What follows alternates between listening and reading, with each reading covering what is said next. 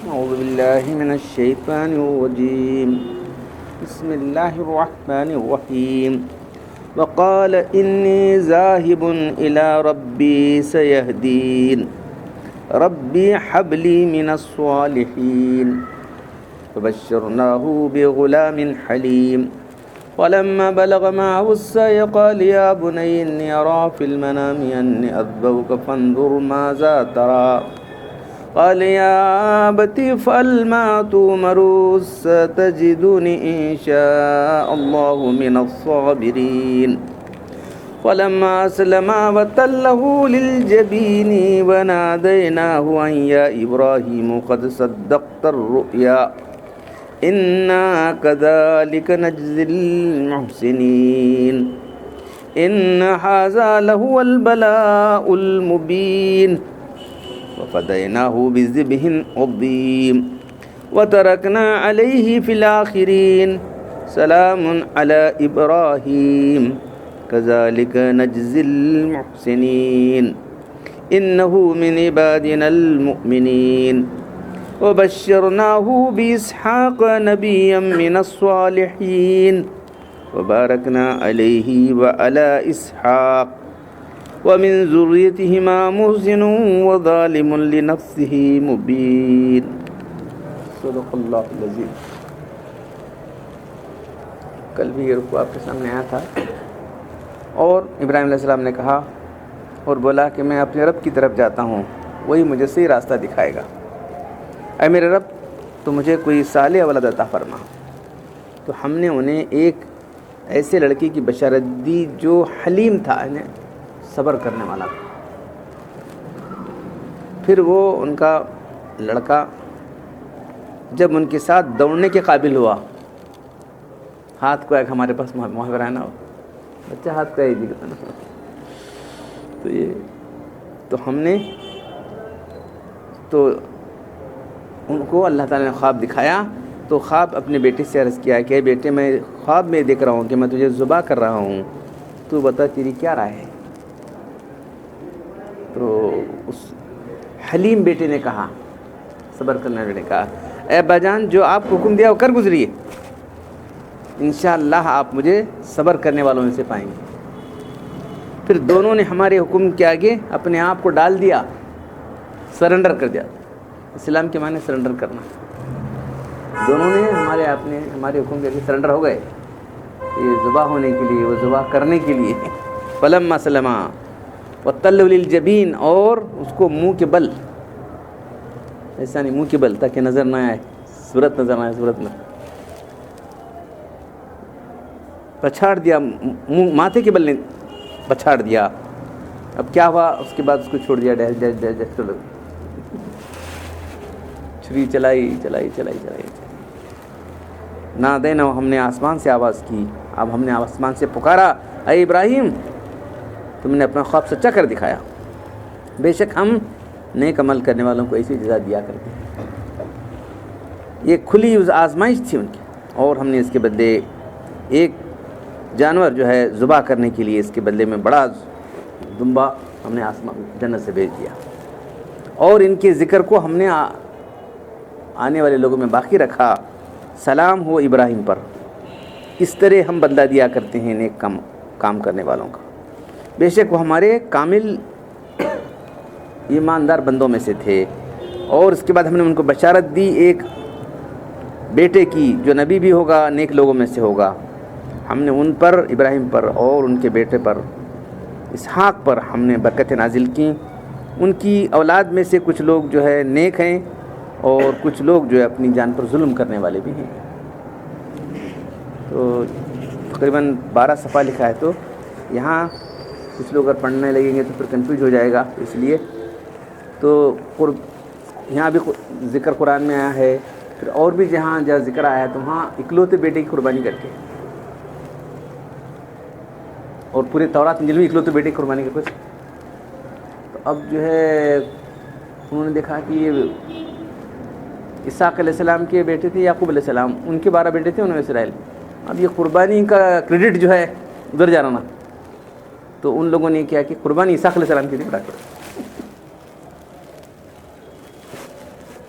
پر قربانی جو ہے اسحاق علیہ السلام کی تھی کر کے اٹھا کے وہ روایت یہاں چلائے.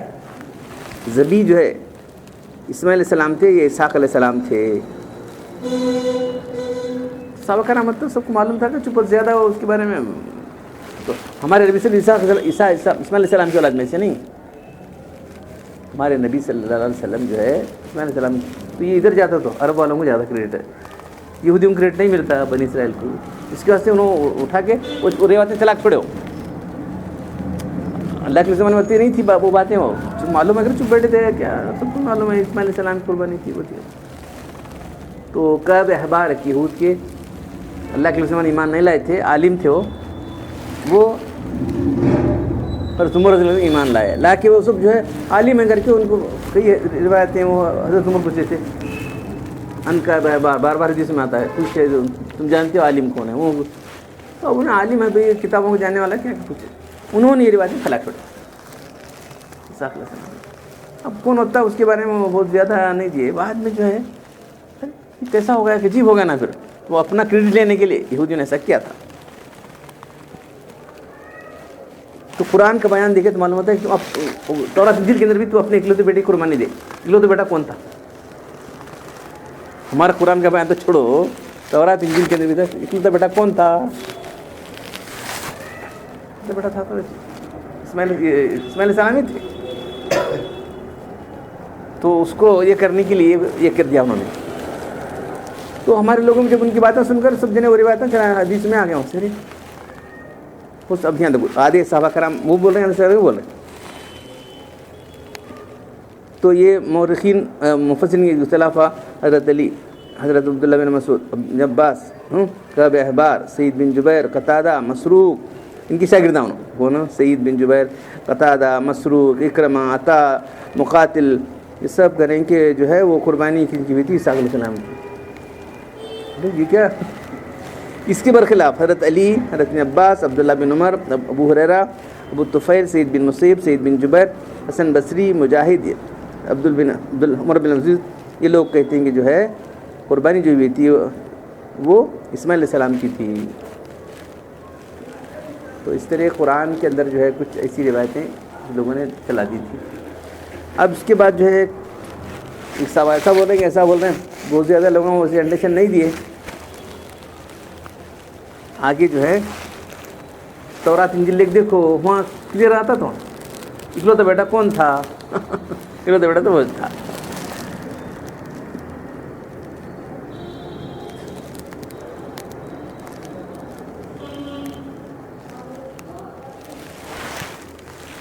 تو یہ علامہ ابن کثیر رحمۃ اللہ نے سب کمپیئر کر کے بعد میں نکالا. ہاں اللہ بہتر جانتا ہے، لیکن سارے اقوال کعب احبار سے ماخوذ ہیں. اس لیے کہ حضرت عمر رضی اللہ عنہ کے زمانے اسلام لائے. حضرت عمر کو اپنی پرانی کتابیں سناتے تھے. کیا اچھی بات ہے تو سنتے تھے. اس لیے اور لوگوں کو اور انہوں سننے کا ہمیں سب جنے سننے لگے. وہاں سے ان کی روایتیں سن کر یہ نقل کرنا شروع کر دیا. یہ سب جو ہے اہل کتاب کے اندر جو باتیں چلتی تھیں وہ سب چلنے لگی. تو اس کے بعد جو ہے حافظ ابن کثیر یہ بات بہت فرماتے ہیں، قرین قیاس ہے کہ حضرت اسماعیل کو جو ہے حضرت اسحاق علیہ السلام کو قربانی دینا یہ ان کی چال ہے. وہ بہت پہلے سے، ابھی تو نہیں، یہ زمانے میں نہیں، بہت پہلے سے طلاق پڑے ہو. تو حالانکہ اگر وہاں خود تورات انجیل دیکھے تو اکلوتا بیٹا کون ہے؟ پھنس گیا وہاں سے. چلائے تو چلا ہے، لیکن پہلا بیٹا کون پیدا ہوا تھا؟ اکلوتا بیٹا کون تھا؟ تو وہاں سے جبکہ ابراہیم کی عمر کیا 86 سال تھی، ایک بیٹا پیدا ہوا اس کا اسماعیل، اور اس کے بعد 100 سال کی عمر کے اندر انہوں نے پیدا ہوئے. تو 14 سال دونوں کا ڈفرینس ہے. لکھ رہا تھا وہ.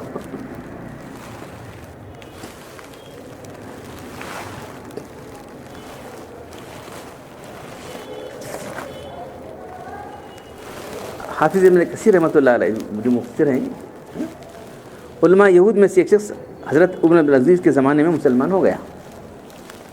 تو عمر بن عزیز رحمۃ اللہ علیہ جو ہے وہ بھی خلیفہ راشد کہلاتے، معلوم ہیں امیر خاندان کے، حضرت امیر ماما کے خاندان کے، لیکن جو حکومت کی جیسے عمر ثانی کہتے ہیں ان کو معلوم، جیسا عمر ویسی حکومت کی. تو انہوں پوچھے کہ ابراہیم علیہ السلام کے بیٹے میں سے کون سے بیٹے کا ذبح کرنے کا تم آتا ہے؟ ان کے عالم کہ خدا کی قسم امیر المومنین وہ اسماعیل علیہ السلام. یہودیوں کو یہ بات اچھی طرح معلوم ہے، لیکن عرب کے حسد کی وجہ سے ایسا کر رہے ہیں. عرب کے حسد کی وجہ سے میں نے ایسا کیا ہے اور کچھ نہیں ہے. ان دلائل کی روشنی بات بالکل یقینی ہے کہ ذبیح جو ہے جس کو ذبح کیا گیا تھا وہ اسماعیل علیہ السلام ہے. تو یہ بہت تفصیل سے لکھا ہے، بلکہ کبھی کبھی آپ لوگوں کو بھی کنفیوژن ہوتا کون سی ہے کیا ایسا ہے کیا، تو پڑھے کے بعد کنفیوژن نہیں کر، بلکہ اتنا 6-7 صفحہ لکھا. تو قرآن کے بیان بھی ایسا ہے کہ جو ہے پہلے ان کو اسماعیل علیہ السلام پیدا ہوئے، ان کی قربانی ہوئی، پھر اس کے بعد اللہ تعالیٰ ان کو بشارت دیا کہ اور ایک بیٹا ہونے والا ہے، فلاں ہے، اور اس بیٹے کی بہت بڑی اولاد ہونے والی ہے. اسحاق علیہ السلام کی بہت بڑی اولاد ہونے والی ہے، وہ ہے وہ سب ہے. تو اس کو ذبح کرنا تو اولاد وغیرہ سوال نہیں آتا تھا نا.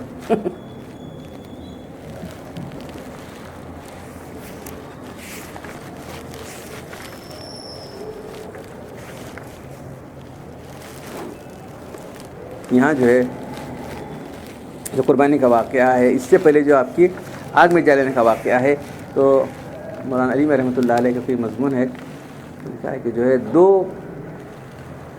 قسم کے قانون چل رہے ہیں. ایک جنرل قانون ہے، ہم دیکھتے ہیں کہ آگ جلاتی ہے، پانی آگ کو بجھاتا ہے، چھری کاٹتی ہے، یہ سب جنرلائز چلے. لیکن اللہ تبارک و تعالیٰ کے حکم سے سب ہوتا ہے، ہم کو معلوم نہیں ہے. آگ کا جلانا ہے، پانی کا پیاس آگ کو بجھانا ہے، چھری کا کاٹنا ہے، دوا کا شفا، سب کچھ چیزیں سب اللہ کے حکم سے لی ہوئی. یہ جنرل قانون ہے. لیکن جو اللہ کا ہو جاتا ہے، اللہ اس کے لیے قانون بدل دیتے ہیں. آگ ان کے لیے گلزار کے نہیں دیتے. تو اس لیے مولانا روم فرماتے ہیں خاک و باد، آب و آتش، بندان، یہ زمین، یہ ہوا، یہ پانی، یہ آگ، یہ سب بندے ہیں. بامن و تو مردہ باغ زندان، یہ ہمنا تو معلوم رہے یعنی بے جان سمجھے ان کو، یہ سب ہمارے لیے مردہ ہیں، اللہ کے لیے زندہ ہیں، جیسا اللہ کو ایسا کرنے والے ہیں. پھر یہ اسی زمانے میں نہیں بلکہ آئندہ بھی بہت سارے واقعات پیش آئے. تو ترجمان السنہ کر کی حدیث کتاب ہے، اس میں بہت سے واقعات لکھے ہیں. اللہ حضرمی رحمۃ اللہ علیہ رضی اللہ تعالیٰ صحابی ہیں. اللہ حضرمی ایک لشکر لے کے جا رہے تھے، تو حضرت ابو بیان کرتے ہیں لشکر ایسا جنگل بیابان تھا، پیاس سے ایسے تڑپنے لگے شاید سارے لوگ مر جائیں گے، ایسا تھا. وہ پڑھ کے جو ہے انہوں نے کہا 2 رکعت نماز پڑھی، یا حلیم یا علیم یا علی یا عظیم، یہ ان کی دعا کی. تو اتنا جیسا کہ پرندوں کا یہ ہوتا ہے نا چھتا، پرندوں کا غول ہوتا ہے، ویسی ابر آیا، پٹ پٹ پہ پانی برسایا، سب لوگ پانی بھر لیے، پیے، سب پیاس بجھ گئی، اپنے تمام جو ہے پانی کے برتن سب بھر لیے، چلے آگے بڑھے. پھر وہاں جا کے تو بہت بڑا سمندر آ گیا. عبور کرنے کا سوال ہی کیا کر سکتے پتھر. اور 2 رکعت نماز پڑھی اور دعا کی، یا حلیم یا علیم یا علی یا عظیم. ختم، چلو پانی ڈالو. جتنا پانی اتنا پانی تھا بغیر کشتی کے چلے گئے.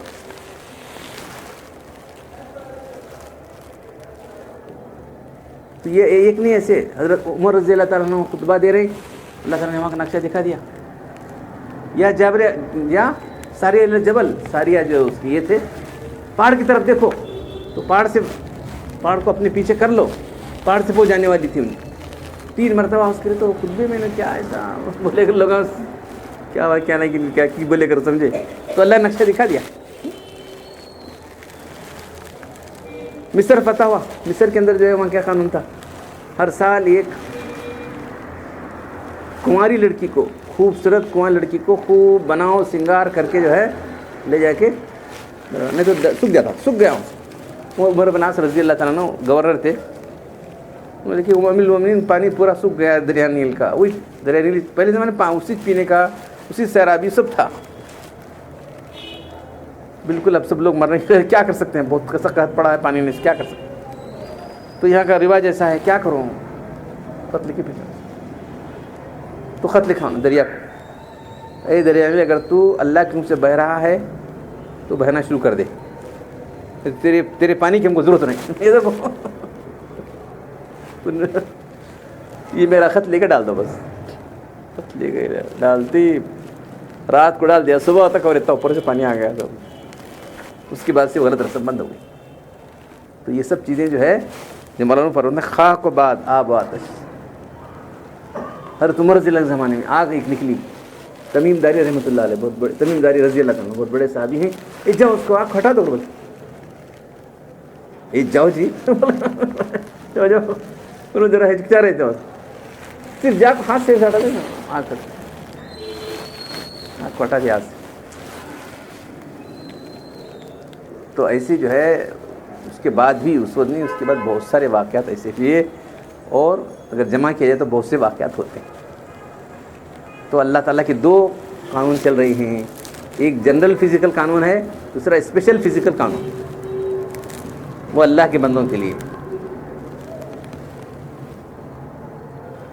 شاہ اسماعیل شہید رحمۃ اللہ علیہ جو ہے دریا گنگا کے پل پر, گنگا یا جمنا کے پل پر اثر سے مغرب تک پورا قرآن پڑھ لیا, اثر سے مغرب تک پل کے اوپر. اثر سے مغرب کتنا وقت ہوتا تھا, سب لوگ فوج تھی, چلے جا رہے تھے, شروع کیا اور ختم کر دیا. تو جو ان کی فوج تھی یہاں سے ہندوستان سے جو ہے کابل جا رہی تھی, وہاں سے جا کے انگریزوں پر حملہ کرنا تھا. اندر رہ کے تو نہیں کر سکتے نا, باہر جا کے کرنا تھا. ایسے ایسے واقعات میں حیران رہ جائیں گے, سب ایسے ہی واقعات. تو اس لیے جو حدیث ہے یہ نہیں مجھے والے مطلب جملہ, من کان اللہ کان اللہ, جو اللہ کا ہو جاتا ہے اللہ اس کا ہو جاتا ہے. سب اللہ تعالیٰ ان کے قانون بدل دیتے ہیں. اس بول رہے ہیں ایسا ہوتا ہے, نہیں ویسا نہیں ہوتا, وہ اللہ تعالیٰ ان کے لیے بدل دیتا ہے. تو صرف یہاں ہی نہیں, یہاں جو ہے آگ گلزار بن گئی, چھری جو ہے کاٹ رہی نہیں. تو یہ صرف جو ہے اللہ تعالیٰ جو ہے یہ یہاں پر ہی نہیں بلکہ اپنے خاص بندوں کے لیے جو اس کے ہو جاتے ہیں, اپنے نفس کے لیے کام نہیں کرتے, اللہ کے لیے کام کرتے ہیں.